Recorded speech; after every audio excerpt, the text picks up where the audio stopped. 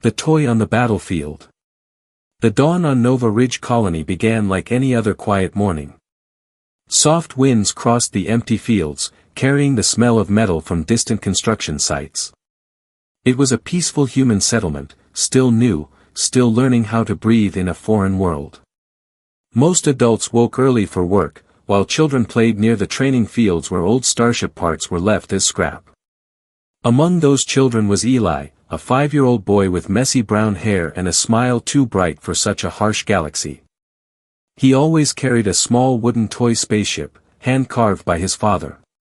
It was chipped on one wing and painted unevenly, but to him it was the most special thing in the world.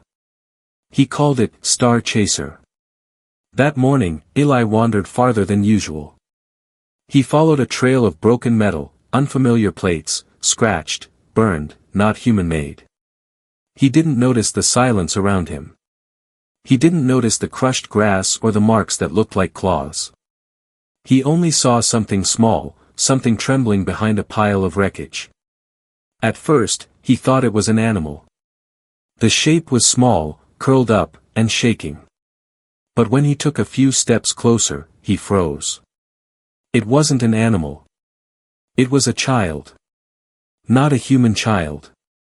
The figure's skin was pale silver, covered with faint blue lines that pulsed softly like dim lights under the skin.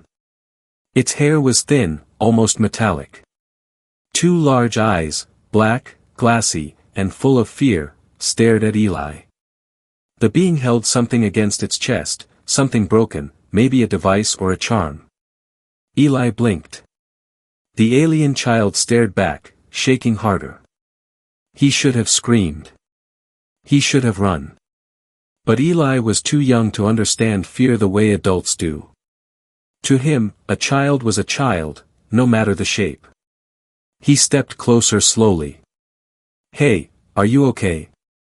The alien flinched and pulled back, trying to crawl away, but it was hurt, its leg was twisted, cut deeply. Dried dark blue blood stained the ground. Eli looked around. No adults. No soldiers. No camera drones. Just him. He remembered something his mother always said when he fell down and scraped his knee. If someone is hurt, you help them. Even if you don't know them. So he knelt down, holding out his toy spaceship. "You can have this," he whispered. The alien stared, confused. No translation device. No words shared. But the gesture, the universal language of kindness, was clear. The child reached out slowly with trembling hands. When its fingers touched the toy, the glowing lines on its skin brightened. Tears formed in its huge eyes, falling silently. It held the toy like something sacred, as if no one had ever given it anything before. Eli smiled. "See? It flies. You can keep it." The alien made a soft sound, not quite a word, more like a gentle hum.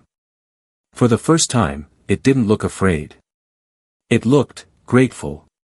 But the peace did not last long. A sudden low thunder rolled across the sky, though there were no clouds. The ground vibrated softly, like the heartbeat of a giant. Eli looked up, confused. The alien child's eyes widened with panic. It dropped the toy, then picked it up again, clutching it tightly. Footsteps echoed in the distance, heavy, metallic, rhythmic. Not human footsteps. Not guards. Something else.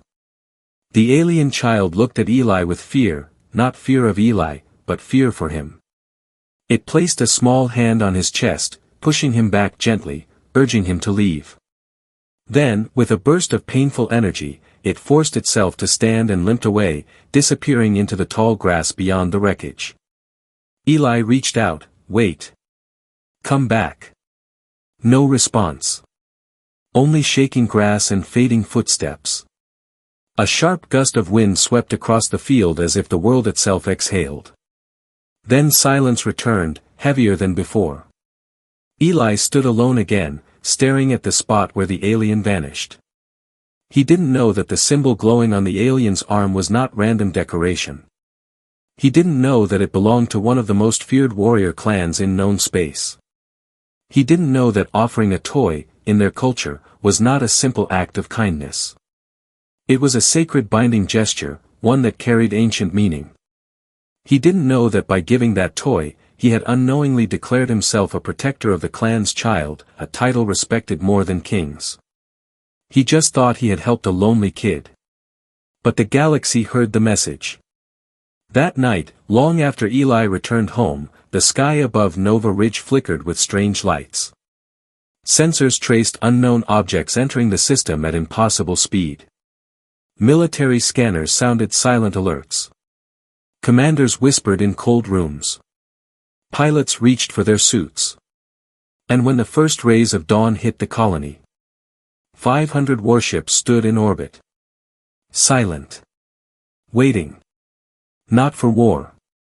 But for the boy who held no weapon, only kindness. The sky trembles at dawn. More unique, more dramatic, still simple language. Night passed slowly over Nova Ridge Colony, but few slept peacefully. Strange energy readings flickered across the sky like silent storms. Patrol teams reported shadows moving behind clouds, but every drone sent to track them vanished without signal. Most citizens didn't know anything had changed. They woke early, cooked breakfast, and started their daily routines. The colony looked normal, but the air felt heavy, like someone watching from above. Eli woke before sunrise. His toy was gone, taken by the alien child who vanished into the grass. He sat by the window, rubbing his sleepy eyes, wondering if he would ever see that strange glowing kid again. He didn't understand why his mother kept checking the door locks or why his father spoke in whispers on the communicator. Adults felt the danger. Children only felt curiosity. As light rose, the colony alarm suddenly activated, not loud, but in a low vibrating tone meant for military ears. Troops rushed to defense towers. Shields powered up. Artillery unfolded like metal flowers opening at dawn. Commander Rhea Cade, head of planetary defense, stood on the control deck. Unknown fleet detected.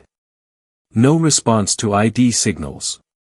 No visible weapons activated. Formation, organized. Too organized. A young operator swallowed nervously. How many ships, ma'am? Rhea stared at the hologram projection. Slowly, she exhaled. 500. Silence. No one breathed. 500 ships did not travel for exploration. They did not travel silently. They did not arrive without reason. But these ships did not threaten, did not target, did not broadcast warnings. They simply held orbit like a silent army of statues. Rhea raised her voice. Full colony lockdown. No civilian movement. Prepare for evacuation protocols. Before alarms could activate, the skies exploded with light, not weapons, but arrivals. Columns of shimmering energy fell from orbit like giant beams of frozen lightning. They touched the ground slowly, then expanded, forming circular gates of blue fire. From these gates, tall armored figures stepped out, warriors, massive in size, covered in black plating etched with glowing marks. Their armor did not look like metal. It looked like bone and obsidian fused by ancient fire. Not a single one carried a visible gun. Yet every human soldier felt outmatched. General Harris, older and calm, whispered under his breath, "This is no invasion force, this is a ceremonial arrival." Commander Rhea didn't relax. Ceremony or not, they stand on our soil. One of the warriors stepped to the front. He removed his helmet. His skin was the same silver shade as the alien child Eli met, but older, eyes sharper, posture proud. The glowing lines on his body pulsed like living circuits. He raised a curved symbol made of metal and crystal, shaped like a broken crown. His voice echoed without a speaker. "We come not for conquest. Humans aimed rifles anyway. We come for the protector of the lost heir." Confusion passed through the ranks. Protector? Heir. Rhea stepped forward. We don't recognize these titles. State your purpose. The warrior's expression softened, not with kindness, but with deep, ancient respect. A human child offered comfort, honor, and a symbol of belonging to one of our young. In doing so, he has invoked the blood oath of Clan Veruin. We answer that call. Human soldiers exchanged uneasy looks. This didn't sound like war, but nothing about it felt safe. Before anyone could respond, a small figure limped forward from behind the alien warriors. The same alien child. Holding Eli's toy close to its chest. The child pointed directly at Eli, who had been brought to the command balcony by worried parents. Eli stared back, eyes wide, recognizing the little stranger he had helped. The warriors saw the direction of the child's gesture. All 500 soldiers dropped to one knee in perfect harmony, armor striking the ground like thunder. The leader spoke again. The boy is under our eternal protection. No blade shall harm him. No empire shall threaten him. His kindness binds us until stars grow cold. People gasped. Soldiers lowered weapons.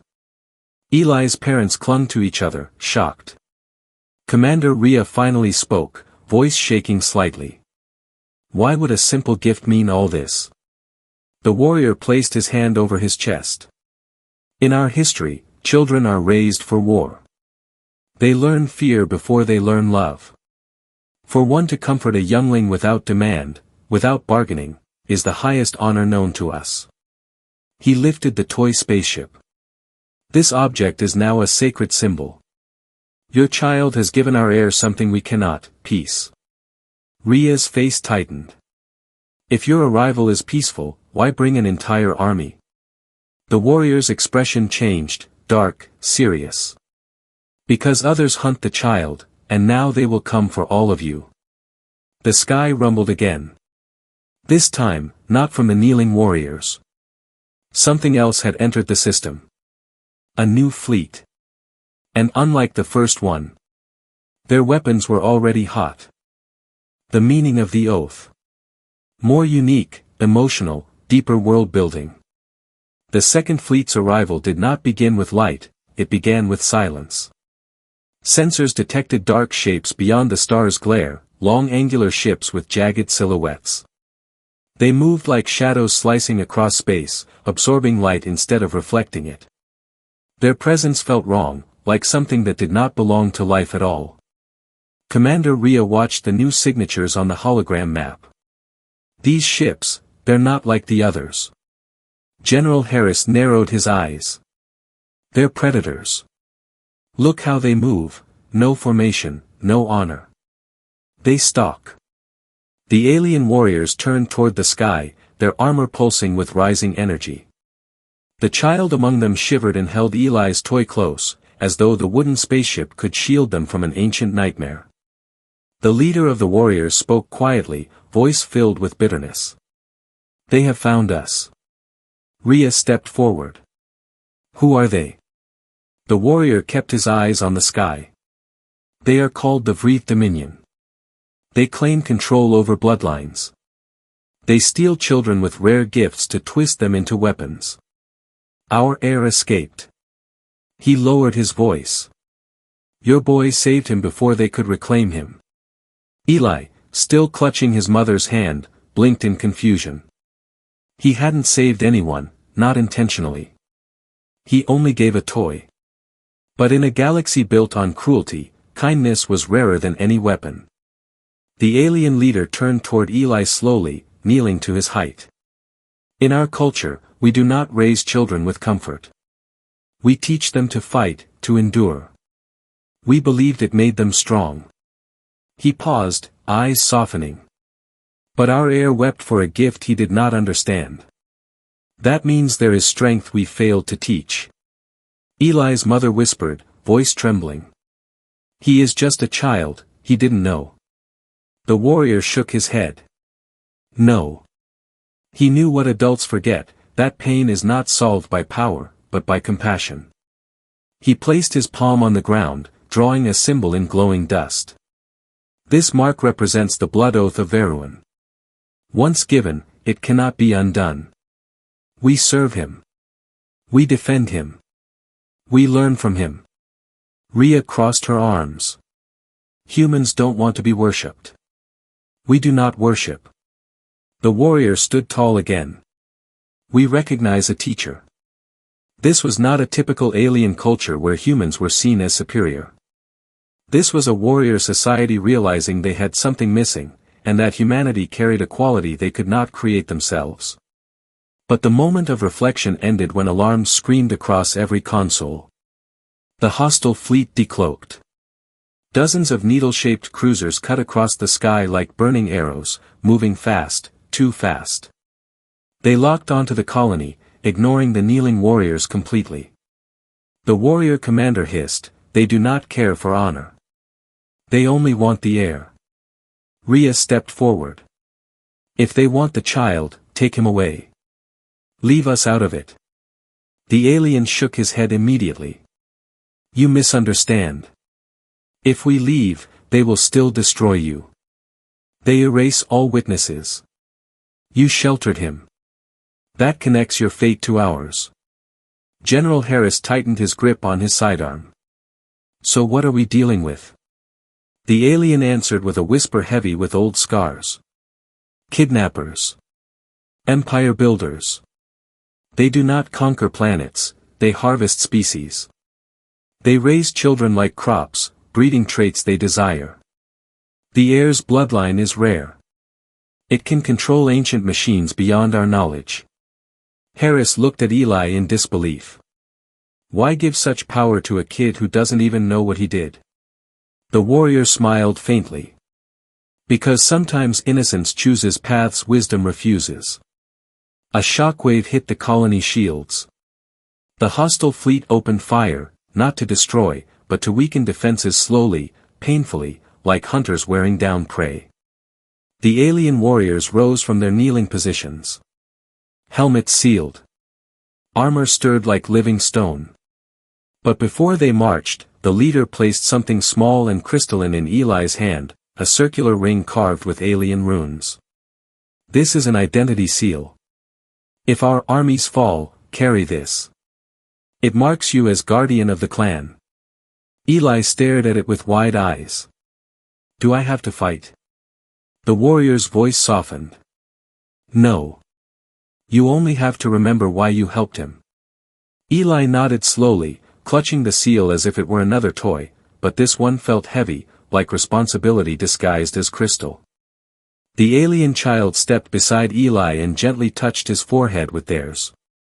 The glowing lines dimmed to a calm silver. No words exchanged, only a silent promise. In the sky above, the enemy fleet shifted position, preparing full bombardment. Commander Rhea turned to the warrior commander. "Your fight is now our fight." The warrior lifted his blade, which unfolded like fractal metal wings. "Then let us stand together." The sky shook. War was coming. But this war was not about territory, not about power, not about revenge. This war began because a small human child decided to be kind. The enemy that hunts stars. More unique, darker, high stakes, simple English. The first blast hit the colony shields like a hammer made of thunder. The transparent barrier rippled, bright blue cracks flashing across its surface. People screamed from inside buildings, soldiers ran to stations, alarms turned the calm morning into a battlefield. The hostile fleet did not send warnings. They did not speak. They fired again. Commander Rhea watched the shield strength drop from 100% to 82% in seconds. "Targeting patterns show they're testing weaknesses," a technician yelled. "They're not attacking randomly, they're mapping stress points." General Harris clenched his jaw. "They're hunters. They're wearing us down like prey." The alien commander, called Veruin Karek, stepped forward. "They do not attack walls. They attack hearts. They aim to break morale first." Rhea snapped back, "Then tell us how to fight them." Karek raised his hand, and his warriors marched into formation with synchronized steps. Their armor opened along the back, releasing floating shards of crystal metal that hovered like wing fragments behind them. These are Astra shards. They respond to emotion, rage, duty, sorrow. Their glow darkened like storm clouds gathering. Harris stared. Your weapons run on emotion. Karek nodded. Our ancestors learned long ago that machines powered by logic alone fail when life is at risk. Emotion is a weapon, and a shield. Rhea frowned. Humans use emotion too, but usually to start wars. Karek's eyes softened. Then let this be the first time emotion ends one. The alien heir, still clutching Eli's toy spaceship, stepped beside Karek and whispered in their own language. Karek placed a protective arm around him. The Dominion wants him because he can interface with the ancient star constructs. They believe his bloodline can awaken their machines. Eli, still holding the identity seal, stepped closer. What does he want? Karek looked down at the boy. He wants a friend. That answer hit harder than any beam. But the moment of peace ended as the enemy fleet launched metallic drones, thin, eel-shaped machines that slipped through shield gaps like liquid shadows. They didn't fly, they crawled across the shield surface searching for cracks. Rhea shouted, they're breaching strategy layers. Karek slammed his spear into the ground. The crystals behind his troop spread outward, forming a dome of shimmering fragments that hovered outside the human shield, a second shield, built from living shards. The two shields merged, human tech and alien emotion, forming a barrier no one had seen before. What did you do? Rhea asked quietly. Karek answered, voice low. Your shield protects bodies. Ours protects spirit. Together, neither will break easily. The first wave of enemy drones slammed into the dual shield. Instead of cracking, the barrier absorbed the blow, and sent the impact back like a shockwave. Half the drones exploded instantly, ripped apart by their own momentum. Humans gasped in awe. Karek's warriors finally drew their weapons, not swords or guns, but long staffs covered in engraved runes. Each rune lit up with emotional signatures. One warrior stepped forward, armor scarred from older wars. He touched Eli's forehead gently. Small protector, lend us your kindness. We fight to defend it. Eli nodded shyly. The warrior's armor brightened, not red like rage, not blue like duty, but soft white, the color of comfort. The shards around him erupted into wings. No soldier has ever wielded that emotion in battle, Karek whispered. This is new. But the enemy was evolving too. The hostile flagship opened its hull like a metal flower, revealing a dark sphere of pulsing violet energy, a gravity spear. Rhea's eyes widened. That weapon isn't meant to damage shields. Karek finished the thought. It is meant to collapse planets. General Harris slammed his fist on the console. Are they insane? They'll kill the heir too. Karek closed his eyes, voice heavy. They do not wish to capture him alive. They wish to erase him rather than let us protect him. The colony shook as gravity itself twisted. Buildings groaned. Glass cracked. Soldiers fell to their knees. Rhea grabbed Eli before he stumbled. If this world falls, where do we run? Karek turned slowly, gaze full of ancient rage. We do not run. We fight. He raised his spear toward the enemy fleet. For the first time in our history, we do not fight for conquest. We fight for a toy. A gift. A friendship. The heir stepped forward and held Eli's hand. Their glowing lines flared, syncing with Eli's heartbeat. The identity seal lit like a star, projecting ancient symbols into the air. The ground began to shake, not from weapons, but from something waking beneath it. Eli whispered, "What's happening?" Karek breathed the truth. The toy you gave him woke something older than all of us. Our ancestors built guardians under worlds we once touched. He carries the lineage to command them. And now, you do too. The earth split, revealing massive stone rings rising from below, ancient defense constructs, shaped like colossal statues buried by time. The battle was no longer just about ships. It was about awakening giants. And the first giant opened its eyes. Battle of two worlds, united by a toy. Finale, more unique, emotional, cinematic. The ground split open like a sleeping titan stretching after a 1,000-year dream. Dust rose in spirals as ancient stone plates lifted from beneath the soil. Each slab was covered in patterns no human language could read, spirals, triangles, flowing lines that looked like constellations frozen into stone.